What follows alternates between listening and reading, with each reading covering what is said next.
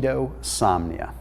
It's the keto insomnia, and it's something that everyone that does a low-carb diet is realistically going to experience at some point in their low-carb lifestyle. Okay, for me, it was about a year in, to be completely honest. I had lost about, I don't know, 70 pounds already, and then all of a sudden, I just wasn't sleeping anymore. It's like my brain would wake up at 1 or 2 a.m., my body was tired, my brain was wide awake, and I talked to so many people that do a ketogenic diet, and they experience the same thing. Now, the thing is, there's a lot of information out there on the internet that talks about very basic stuff with the ketogenic diet and sleeplessness. But I want to go a little bit deeper because I want to be able to give you some concrete ways to fix this issue and get past it. And there's really two very distinct mechanisms in which keto insomnia occurs. And I'm going to give you concrete ways to fix both of them in order as we go through this video. So make sure you're keeping it locked up, all right? Now, before we begin, please go ahead and hit that red subscribe button and then hit the little bell icon, and then make sure you select turn on all notifications, not just personalized notifications. And then after this video, please check out Thrive Market. I put a link down below in the description. So Thrive Market is awesome. I've worked with them for a number of years, and they are great when it comes down to keto and fasting products that you would normally get at the grocery store, but you can get them delivered to your doorstep. So I've created keto boxes, fasting boxes, all kinds of grocery bundles that I cherry pick the ingredients for, and then put them into a box that you can check them out. So after this video, if you're doing keto, just make sure you check out Thrive Market down below. Okay, so let's go ahead and dive in. The first thing we have to talk about is one that people talk about a lot, but it's never explained really, really well. So I'm gonna try to make it fun. It is the whole tryptophan equation, but don't turn off this video because you've heard it before. It's gonna be different. Okay, we hear of tryptophan as like the amino acid that's in turkey that makes us sleepy after Thanksgiving. Okay, and that's fine. To some degree, that's true. But when we're in keto, we have less available tryptophan going to the brain. You see, it looks like this. Tryptophan is a specific kind of amino acid. It's an amino acid known as a large neutral amino acid. Okay, now we have other large neutral amino acids in the body, but tryptophan is exceptionally unique because tryptophan is bound to something kind of funky. It's bound to something called albumin, and albumin is a carrier. So tryptophan, for whatever reason, needs to ride on a little boat, while the other amino acids don't, okay? So here's what happens when we consume carbohydrates normally. We consume carbs and it spikes our insulin, and the amino acids that are in our bloodstream head on into the muscle cells, okay? Now, the downside is tryptophan is stuck on a boat, so it can't go into the muscle cells. So whereas all of its friends went into the muscle, tryptophan is left alone in the bloodstream. So what this means is that when you have carbohydrates, you have a higher concentration of tryptophan in the blood because all the amino acids already went into the muscles. Now, this is actually a good thing though. Okay, so that little lone wolf tryptophan on its little boat travels through the bloodstream and goes to the brain, where it gets converted into serotonin, which helps you feel good, and then serotonin gets converted into melatonin, which helps you fall asleep and stay asleep. So that excess tryptophan in the blood is actually good. It gets into the brain easier because it has less competition, because all the other competition went to the muscle cells. Now, flash forward to your ketogenic lifestyle, you're not consuming carbohydrates. So that means that now tryptophan has more competition because those other amino acids that normally would go into the muscle cell, they're not going into the muscle cell. They're right along in the bloodstream too, competing with the tryptophan. So they all go to the brain together, and there's a lesser concentration of tryptophan getting into the brain, which means a lesser amount of serotonin and a lesser amount of melatonin. And this might be why you sometimes feel a little bit sad or bluesy when you start a keto diet, let alone not be able to sleep, and then they compound each other. Okay, so this solves that equation, but what the heck do we do? Like, how do we fix this? Well, there's 3 different ways. Okay, the first one is a very simple one. You can take a tryptophan supplement. There will be people out there that tell you that you cannot and that it will not work, but tryptophan supplements will to some degree help. It is a very simple process. We just need more tryptophan. If we can get more tryptophan, it's gonna bind to albumin like it should in the blood and get into the brain.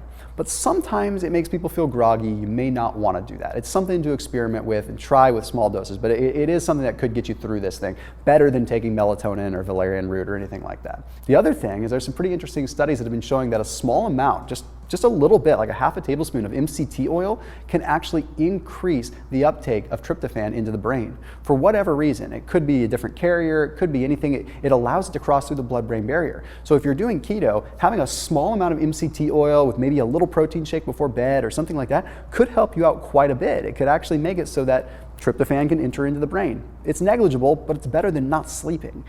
The other thing that you can do is if you are on point with your diet, you can take the same amount of carbohydrates you would normally eat in a day. Let's say you eat 40, okay, just for simple math. Let's say you eat 40 grams of carbohydrates.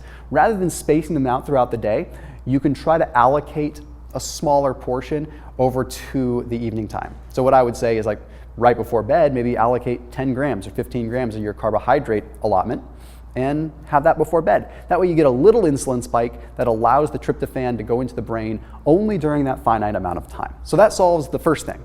Now let's take a little bit of a deeper dive in some other ways that you can fix this keto insomnia issue.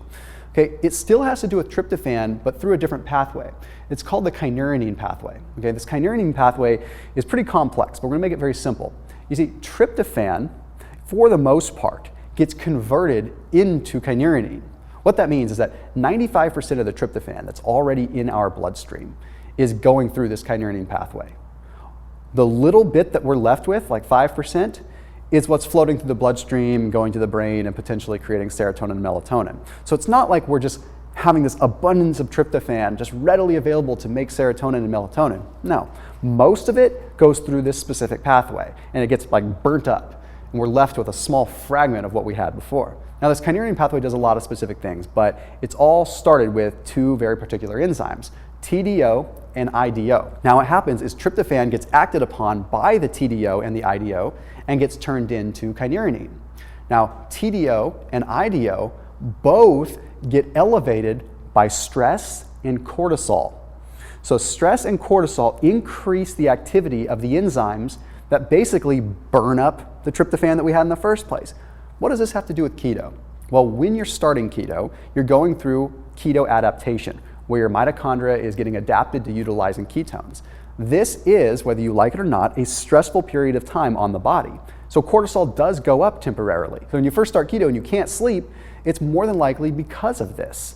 Okay? Basically, what's happening is cortisol is elevated, and it's elevating TDO and IDO, which is taking what little bit of tryptophan you did have, and it's converting it through the kynurenine pathway. Now, there is a little bit of a silver lining with this, so it's something that you can think about while you're wide awake in bed, I guess. That kynurenine is also a neuroprotective, so it's not a bad thing. It's not like tryptophan is turning into something just evil. It's turning into something that just has other processes in the body, one of which is actually protecting our brains and our neurons. The point here is that when you're on keto, you're kind of at a double whammy. You have less tryptophan getting into the brain to begin with, but then you have more getting burnt up because of stress. That part will go away, but here's how you can combat that. It's actually quite simple. Megadosing fish oil in a high quality form.